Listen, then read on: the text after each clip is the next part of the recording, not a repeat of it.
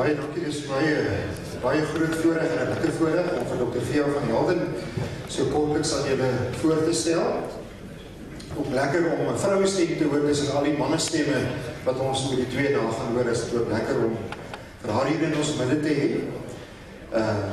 Kom ek begin maar eers bietjie met haar wat haar persoonlik aan betref. Sy is natuurlik 'n eggenoot van Martin wat daar moes sit en hulle werk in Centurion gemeente op hierdie stadium. So sy is iemand wat uit die pastorie sy oogpunt die GKS-stad baie goed ken, gemeentelewe baie goed ken.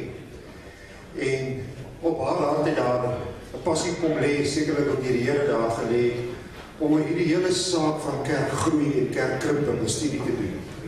So het sy haar doktersgraadstudie aangepak en in 2010 het sy onder Prof. De Klerk gepromoveer met haar doktersgraad wat gehandel het oor kerkkrimping. Die redes daarvoor en natuurlik hoe mens die saak moet hanteer. En daarna het 'n hele klomp artikels ook die lig gesien op grond van hierdie studie en ook voortgaande studie wat sy doen. En sy het sopas vir my gesê, haar 9de artikel gaan ook nou die lig sien, wat ook bietjie sê dat daar besig is om denkverskywings toch plaas te vind in die kerk oor hierdie saak.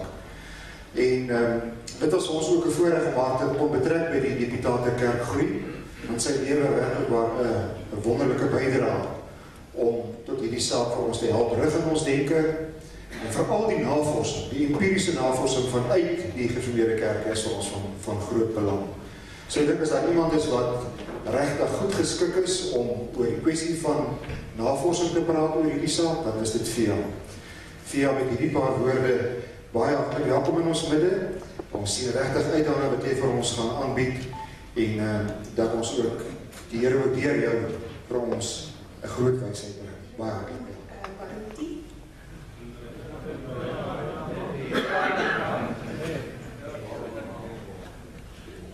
Good morning. Goeiemôre, broers en susters. Baie dankie dat ek die kans het om so 'n paar woorde hier te sê. Voordat ons verder begin, wil ek graag hê ons moet saam bid. Onse Vader wat in die hemel is, Here, dankie dat ons U kan loof en prys omdat U groot en goed is. Dankie dat ons weet U is in ons midde, dat U ons wil verlig met U teenwoordigheid en deur die werking van die Gees ons wil vernuwe. Wil U U koninkryk ook deur ons laat kom. Ons vra dit in U naam. Amen. Navorsing het bevestig dat die antwoord nee en ja is. Nee, omdat God se weë nie ons weë is. Maar ook ja, want die kerkpraktyk is die enigste terrein waar ons iets aktiefs en konstruktief kan doen. Ons die mens deur die werking van die Heilige Gees.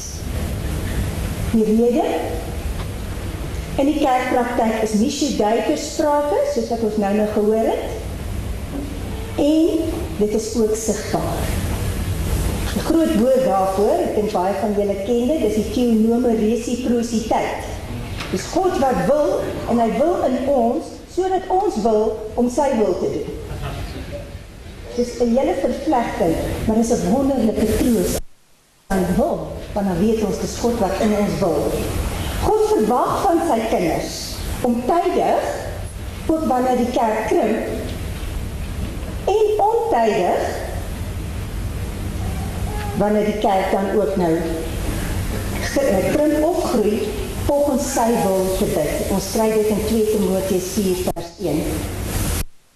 God is behoort eerlik genoeg te bely, dat niemand anders as die mens self hierdie krisis in die kerk veroorsaak en nou moet hanteer nie. 'n Krisis wat die mens self deur ons verende en selfgerigte denke geskep het. Dus, deur gebed leer ons om God te vertrou in die dae wanneer ons gemeente skrimp. Maar terselfdertyd, bid en werk ons met een doel voor oë, naamlik groei. Kom ons nou so voorstel. Dis God in sy almag en sy alomteenwoordigheid. Dis die mens wat deel is daarvan, indirek, en dan ons klein sentrumpie. dit laat ons regtig waar baie klein en nederig voel. Die deputate van vir kerkgroei se 4 pilare staan op die woord. Broers en susters, dis goed. En nou kom die vraag onmiddellik, beteken dit dat ons nou bloot maar moet net begin bid dat kerkgroei kan plaasvind?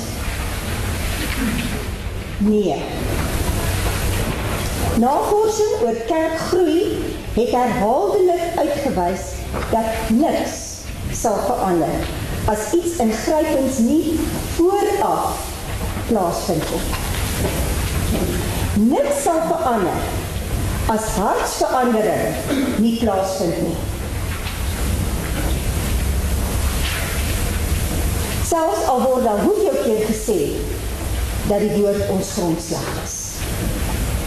Mens kan toch nie 'n bekerende verandering wil maak en dan presies op dieselfde manier aangaan.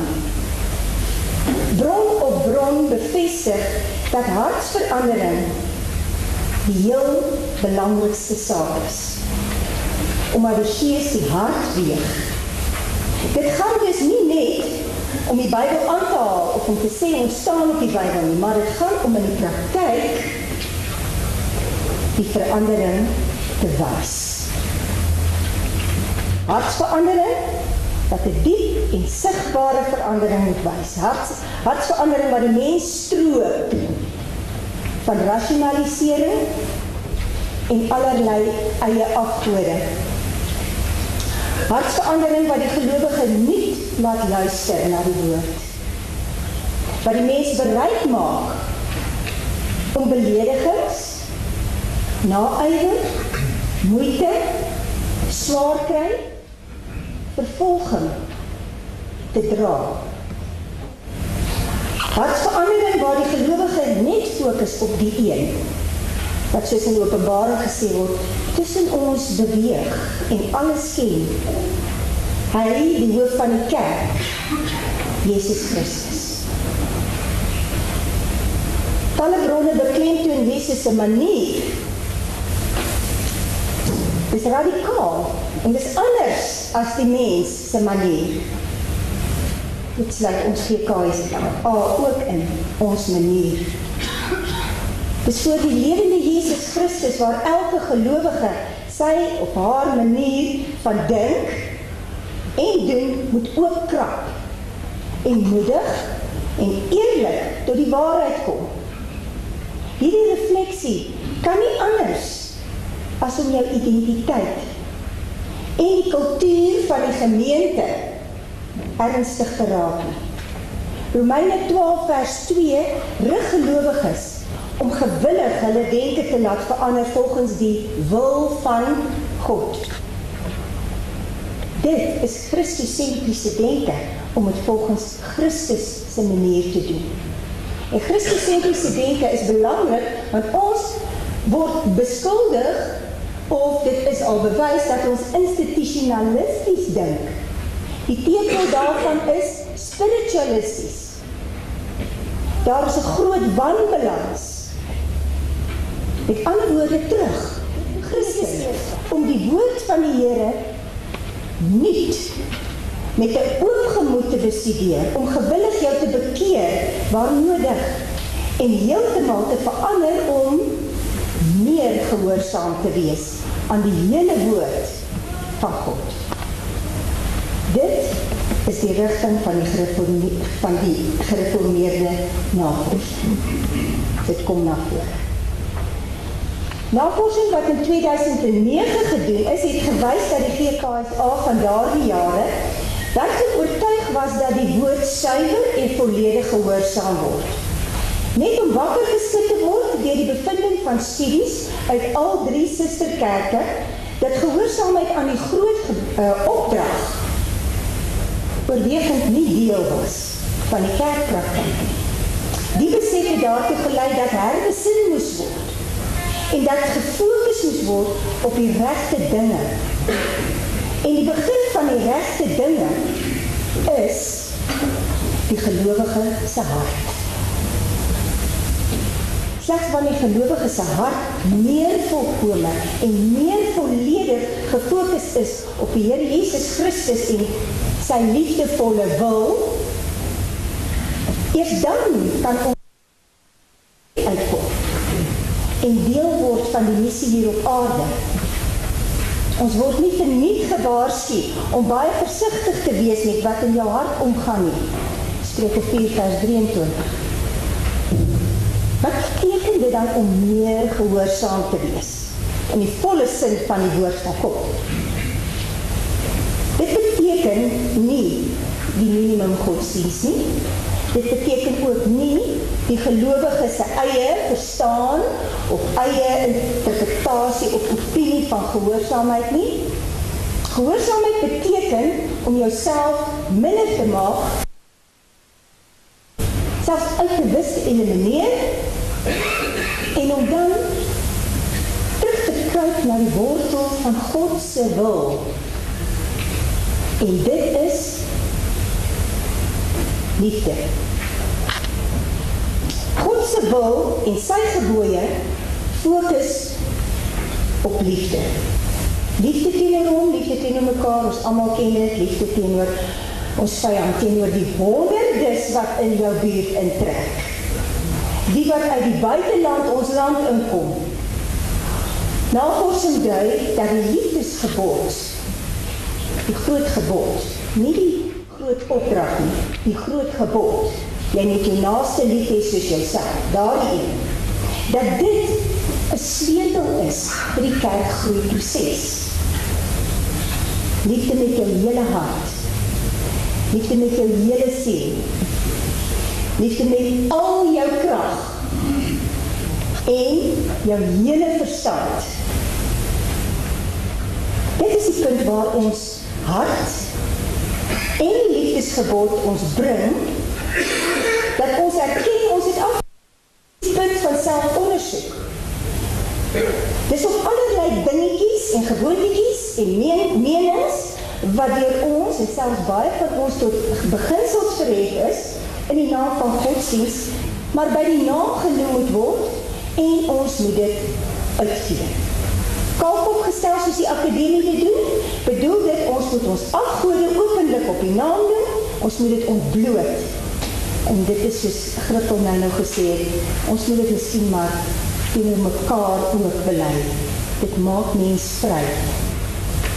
Eers as ons gelowiges weer tot die bekering oorgegaan het, kan ons bruikbaar word in God se sending.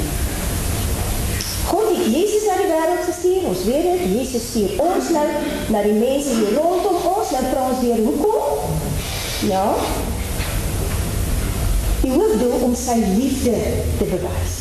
Liefde, dit is wat God wil hê, bewys moet word. Geen houding, geen taal of vooroordeel, geen gebou, liturgie, vrees, geskiedenis, noem het maar op, ek noem nou hele klomp goed. Niks mag in die pad staan van gehoorsaamheid aan die liefde van God, soos hy dit vir ons wys deur Jesus Christus. En dan kan ons erken dat bekering die enigste roete is. Talle navorsers noem het, Simone en Hendrik Stickels,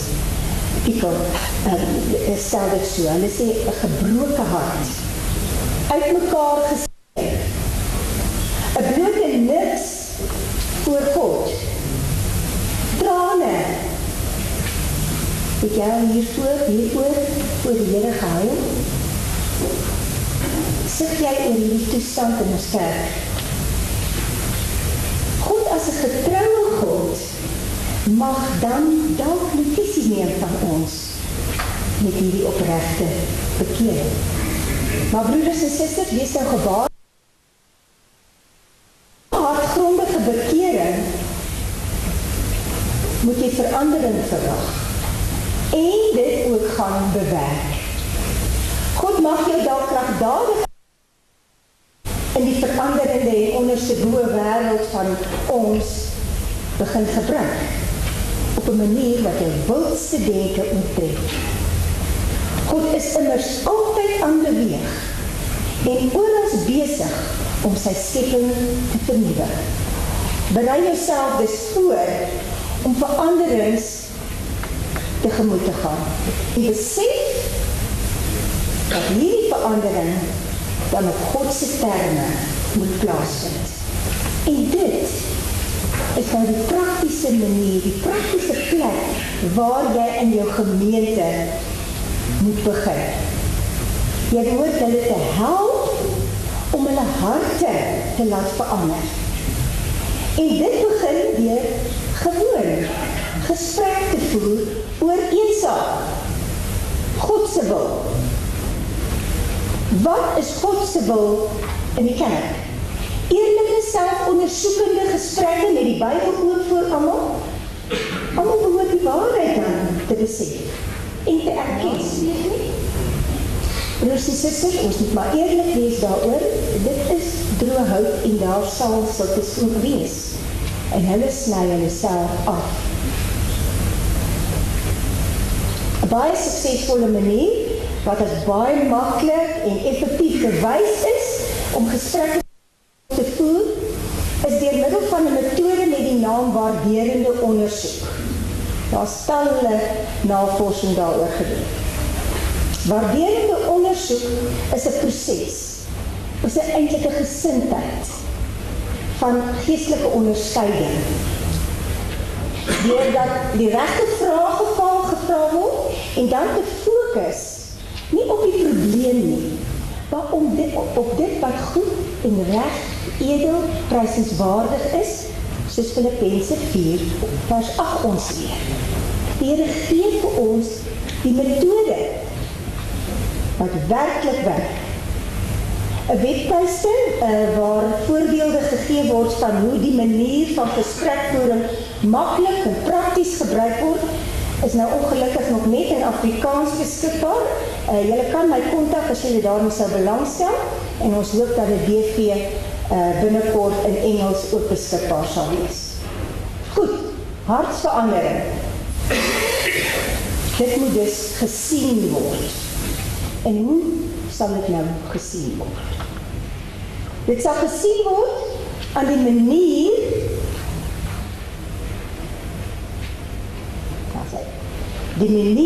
hoe Matteus 28 vers 18 tot 20 verstaan en gehoorsaam word. Nou broers en susters, hierso moet ons baie mooi luister, want ek dink ons is so vas in ons koppe, dat ons nie dit reg verstaan wat die Here vir ons sê nie. Die groot opdrag gee vir ons baie duidelike aanwysings. 2 sake, nee, 1 saak is hier ter sprake.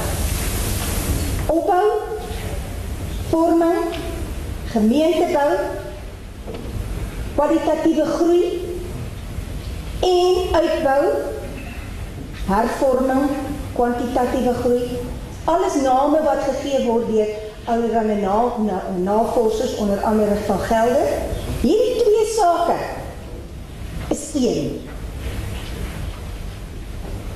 Navorsing het herhaaldelik gewys dat die tradisionele hoofstroom, dis nou ons, geneig is om hierdie 2 sake apart te benader. En julle het dit ook al gehoor. Baie broeders en gemeentelede, susters, sien dit as 2 los sake. Opbou en uitbou is tradisioneel eksplisiet geskei. Dit gee probleme.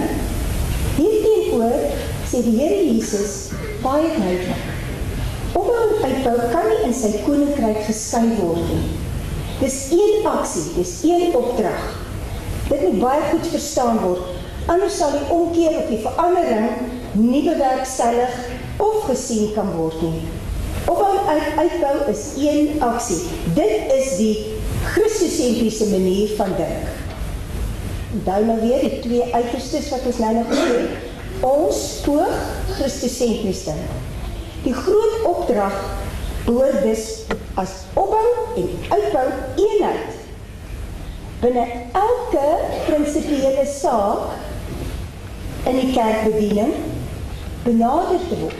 Daarvolgens behoort die wilsbesluite, kerkraadsbesluite, persoonlike besluite geneem word en dit behoort dan na vore te kom deur die dade die planne wat groei moontlik maak. Die groot opdrag gaan nie oor sendelinge nie. Dit gaan nie oor evangelisasie nie. Dit gaan nie oor die gemeente nie. Dit gaan nie oor die kerkpraktyk nie. Dit gaan nie oor die maak van die disippels of die opbou van die individuele gelowige nie. Die groot opdrag gaan oor alles wat nou gesê is in een. Dit is 'n missionale gemeente. En 'n missionale gemeente is 'n gehoorsame gemeente. Die teoloog Niemand beskryf 'n missionaal gerigte gelowige as 'n moedige innoveerder wat 'n nuwe era inlei deur aanpasbare veranderings aan te bring en nie bloot te volstaan by tegniese veranderings. Dit beteken maar weer diep in die hart. Verskillende navorsers het verskillende Bybelse terreine geïdentifiseer met die oog op 'n gesonde gemeente, waar opbou en uitbou 'n eenheid is, een gedagte. Met ander woorde, daar's baie wat baie terreine genoem het, maar daar was 'n gemeene deler. Die volgende sake is dit wat as gemeene delers na vore gekom het. En dis wat vir ons 'n riglyn volgens ons in ons kerkpraktyk met jou hele krag, met jou hele verstand, met al jou krag en met jou hele verstand en kreatiwiteit en vermoëns en alles dan behoort te werk om hierdie ongesonde, krimpende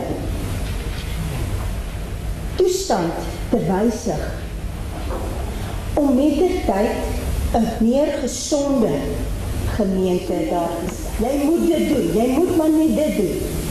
Dit pas nie. Christus moet lewe. Christus moet gewys word. Christus moet na vore kom. Die teks wat geëksegetiseer word, moet Christus laat blom. En dit bring die beweging in daardie gemeente deur die Heilige Gees bewerk het. Dit bring hoop vir die konteks waarin ons geïnspireer word deur Jesus Christus, gaan hulle nie stil bly nie. Hulle gaan ander mense inspireer wat in die kerk is, wat buite die kerk is. Die tweede saak waaraan aandag behoort gegee te word, is die gawes in die bediening.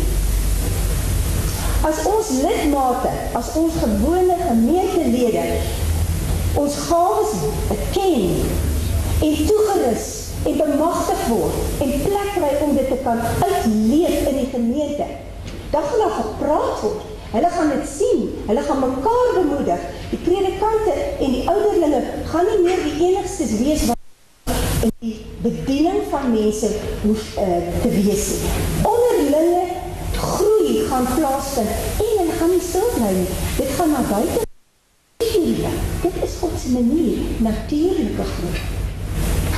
Nog 'n gedeelte is 'n geheel benadering in klein groepe. Dis 'n nuwe ding vir baie gemeentes, klein groepe. Dit is dieselfde van 'n lewende liggaam. As daar so mense in daardie klein groepe is wat mekaar kan versorg, mekaar kan bemoedig, mekaar kan bystaan, plek maak vir mense na buite te gaan te sê, kom, word deel van ons. Julle, ek is nie skaam vir my gemeente nie. Opbou, uitbou, dieselfde aksie. Die hantering van nood en behoeftes as deel van evangelisasie. Ons het nou al baie daaroor gepraat. As ons sien, daar is nood in ons gemeente, is dit nie nodig net dat die kerkraad en die diakonie mekaar, daardie spesifieke bearbeid. Opbou, preek daaroor. Preek dat jy jou medemens opbou en hulle gaan dan sien. Jy kan na die buitekant toe ook gaan, jy kan daar gaan na die straatkinders toe, na die mense in die dwaas. Julle ken, julle weet van al die nood. Dit is ons kerke se werk om ons gemeente so toe te is, hulle gawes so te gebruik in die gemeente op te bou, dat hulle met vrymoedigheid kan uitgaan en daai mense terugbring. Hoor, dis liefdevol daar te wees tussen die aaklige situasies waar ons nie gewoond is nie. Daai ongewenste mense uit alle nasies, volke, tale. Ons, die kerk, behoort liefdevolle toenadering te leef teenoor die wat 'n ander manier van glo soek. Ons behoort liefdevol uit te reik na die wat reeds uit ons tradisionele gemeentes uit verdwyn het. Hoopelik DV kom daar 'n artikel oor die wat verdwyn het. En ook na die wat nou nog oorweeg om uit ons gemeentes uit te verdwyn. Die troos is, die woord kom nooit leeg na ons toe terug nie. Dit sal wees soos nuwe wyn in die verdorde en verworde wêreld van vandag. Dit behoort nou 'n logiese gedagte te wees dat die ou manier van predikant wees ernstige aandag nodig het. Dit is net eenvoudig onmoontlik om op die ou manier aan te gaan en terselfdertyd dan nou te verwag dat daar verandering is.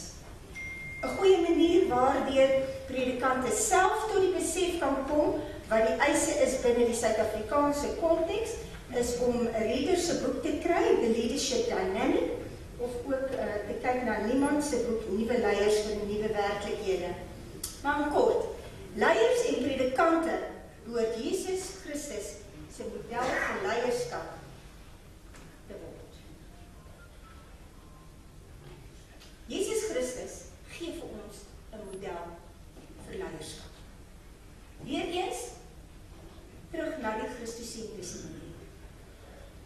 Die model beteken vermeerderende leierskap en dit werk soos volg. Die leierskap identifiseer bestaande en potensiële leiers. Hulle bemagtig hulle en sien toe dat hulle vermeerderende leierskap toepas. Hulle bemagtiging is dus so dat hulle weer 'n volgende aantal lidmate bemagtig en oplei.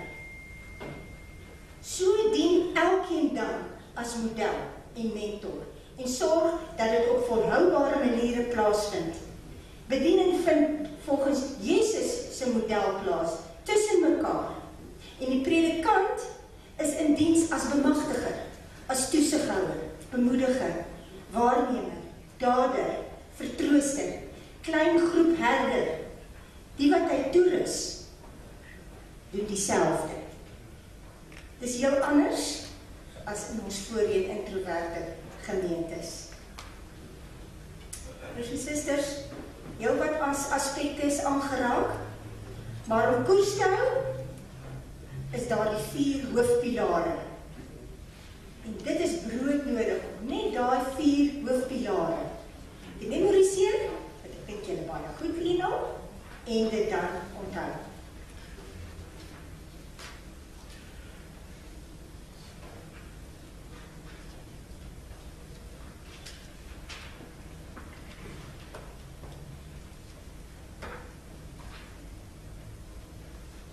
Deur navorsing is die kerkgroeiproses in 'n verstaanbare struktuur geplaas, sodat ons ons plek kan ken. Nou ken ons die eise en die raamwerk. Sien dit dat ons 'n geweldige taak het, wat maar net soos 'n enkele kolletjie in die enorme voortstuwende beweging van God almagtig is, kan ons maar net op ons knieë gaan. En God vra om ons opregte bekering raak te sien. Om ons harte aan te raak met onwankelbare geloof in Jesus Christus, ons Here. Om ons siele te voed in gebed. Om ons krag te gee om sy liefdesgebod en sy liefdesopdrag ten volle te gehoorsaam. En om ons vermoëns, kreatiwiteit en verstand te verhelder om gesonde gemeentes daar te stel. mag ons in ons menslikheid die krag van God beleef tot sy eer.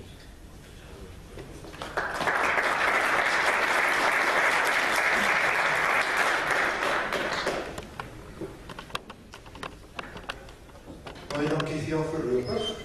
Kom ons gee die geleentheid vir enkele vrae of opmerkings wat julle wil maak.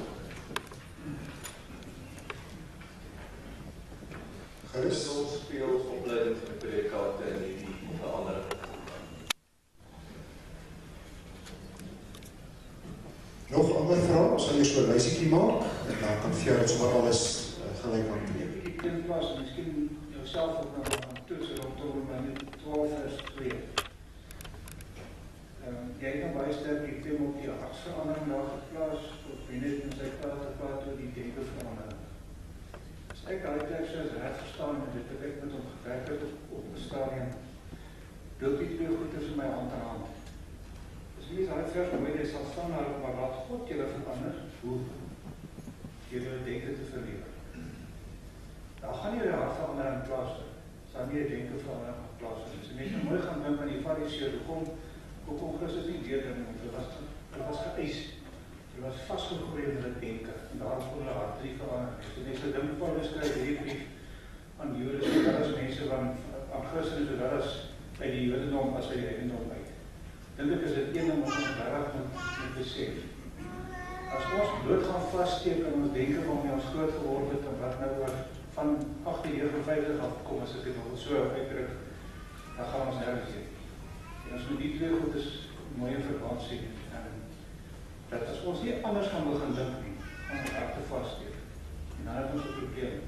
Kom ek gebruik simpel die voorbeeld waarmee ek gesit het in Windhoek. Ek begin net om hierdie mense die ander pad probeer loop. Word bestaan met my gesê, jy moet onthou, ons het jou beroep, ons betaal jou. As ek vir julle verstaan, die roep om verkeerd.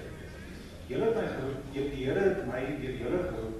Julle opdrag is nie my te betaal nie. Julle opdrag is om te kyk dat ek die werk van die Here doen soos ek dit doen behoort te word. Ek kan daar agter nog nie heeltemal verkoop nie. Met ander woorde, perspektief is die pad regtig die manier van dink terugkry by dit wat in die skrif staan. Nie net binne wat oor daar gesê is of geleer is of besluit is. En dan gaan die harte ook daarmee saam dat ek die verandering kry wat ek behoort te kry. Dit wat ek ook nou gesê het, moet ons nie te ligtelik laat oorgaan nie. Want dit hang saam met die verwagting wat gemeentes en wat kerkrade het van 'n predikant. Ons het gehoor dat die navorsing het gewys predikante is gewillig om ook, kom ek sê, in te koop hierin. En dit is werklik waar so. Maar daar ontstaan 'n groot spanning ook wanneer hierdie werk deurgegee moet word aan die gemeentes en die kerkraad en dat dit 'n predikant ook kan moeg maak en by homself 'n groot spanning kan veroorsaak. So daar lê regtig 'n groot probleem wat ons ernstig aan moet dink hoe dat 'n mens dit kan oorkom. Dankie Piet. Ek wil ook vir jou vra, het julle net op groter gemeentes gekonsentreer of het julle daar kleiner gemeentes ook na gekyk, want ek het die platteland met krimpende gemeentes wat baie faktore daarvoor het julle die hand opgekry. Dan is jou siggewende opleiding vir ons hier ook vir my. Wat is jou antwoord teenoor 'n lidmaat ouderling wat sê dat ons bedien Here se woord op 'n sekere manier en die ander persone wat die Here op 'n ander manier wil dien kan na 'n ander gemeente gaan? Kan ons net dit afskud sê, ja goed, dat is so 'n soort gemeente gaan maar so toe. Dankie. Ja, baie dankie vir die wyse waarop u ons begelei het. En ek wil nou verwys na 'n kollega van my wat nou al ons vooruit gegaan het. Dr. A.G.S. Venter, toe ek in Pietersburg was. En in sy gesprek het hy baie verwys na 'n saak met grondvat. En jy het vir ons duidelik uitgelig Prof Ben het vir ons gewys dat ons vanuit Romeine 12 vers 1 en 2, dis die groot indikatief, God se offer in Christus, of Christus se offer vir ons in die kruis, roep ons op tot 'n offer. Maar net voor dit is daar 'n halleluja, 'n lofsang, waar die grootheid van God besing word. Ek onthou by my kind wat ek wil vra. Ek wil net die opmerking maak dat in Romeine 12 word hierdie offer van ons, hy vat grond, soos Dr. Skutteventer, waar Dr. Skutteventer gesê het, Romeine 12 vers 3 tot 8, plaas dit op twee fronte, twee fokusse. Die eerste, 3 vers 8, die gawes van die gelowiges binne die gemeente en terselfdertyd, Romeine 12 vers 9 tot 21, plaas hom in wêreldwye verband. En hy sê af dat ons moet net ons vyande lief hê en nie kwaad oorwin deur die goeie nie, maar ons moet onbaatsigtig lief hê. En ek wil net sê, ek dink ons moet 'n belydenis doen. Ek moet 'n belydenis doen dat ons het in ons introverte benadering tot die roeping om vissers van mense te maak, het ons vasgehaal binne die mure van die kerk. Jy het dit ook gesê. Maar as ons nie tegelijkertydig in die wêreld en die gemeenskap ons roeping vervul het, dan mis ons hele toe. So ek wil nou nie hele preek daarvan maak, ek net sê, die offer, en as hy dit ook ben, moet in die gemeente, of vanuit die gemeente, in die wêreld, grond. Nou vir Gerrie verkeerd, die baas het gepraat en gesê ons moet gaan eet, so ek kan nou nie verder vra nie, kom ons kyk vir jou geleentheid om 'n bietjie te reageer. Die predikante is die gesalfdes. Hulle moet voorloop, hulle boer almal soos een man na vore te kom en sê ons wil toegerus word volgens die eise van vandag aan 'n man se ego, né? Om te sê ek voel onbevoeg. Maar gelukkig is jy ek kan nie veel verder daar sê nie. Ek dink julle het almal daar die antwoord. Piet, waar is jy Piet? Ja, ek kan maar net sê ja, amen op dit, want 'n hartsverandering kan nie plaasvind as jou denke nie verander nie. Denke kom uit jou onderbewussyn uit. As jy gaan vir Strong gaan lees, dan gaan jy sien die Here werk deur sy Heilige Gees in jou onderbewussyn om jou denke te wil laat verander. En die oomblik as dit dan gebeur, dan is jou hart verander. Jou denke en jou hart is baie na mekaar, is eintlik maar een. En die Here sê, ja, laat toe dat ek jou denke verander. Dat ons sy wil kan doen, sy liefdesgebote kan doen daar. Verder die predikante wat spanning ervaar, uiteraard. Ek dink dit is een van die geweldigste gebeure dat jy daai spanning ervaar van wat nou? Waar begin ek? Hoe kry ek die kerkraad agter? Kry ek my lei agter my?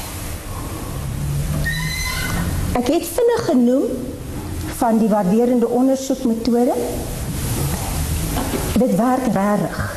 Dis 'n manier om jou mense te vat en saam met hulle 'n pad te loop deur gesprek.